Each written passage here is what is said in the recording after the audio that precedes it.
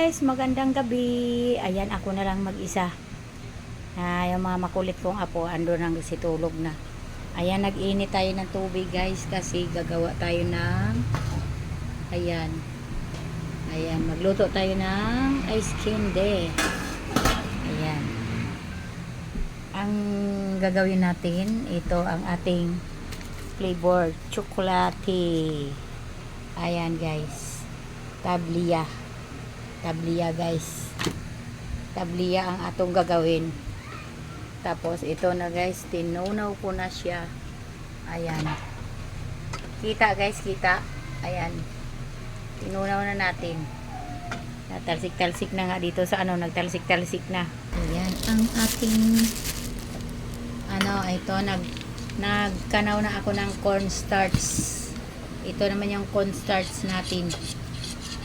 Ayan, maganda gumawa pagka mag-isa na lang. Tapos maglagay tayo ng sugar. Ayan na guys, na tayo guys, inilagay ko na yung sugar. Pasensya na, parang malabo yung camera ko na, kaya gusto ko mang bumili ng wala pa naman tayong ipon. Saka na lang pag nakaipon na guys, pagtiyagaan na lang muna to. Ayan, tapos ilagay ko na yung aking chocolate na niluto ko dito sa maliit na kasirola. Ayan, kasi kailangan natin ilagay, pakuluin uli dito.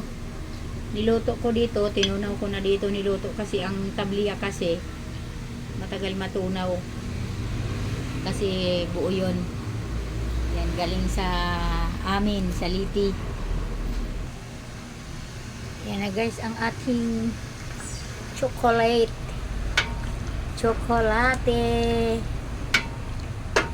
with tablia.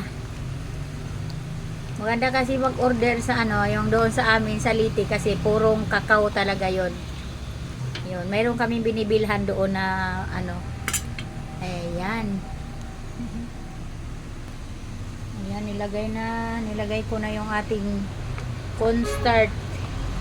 Ayan, parang malambot na yung ay, ayan, tabingi na. Ilagay na natin guys yung ating ibab.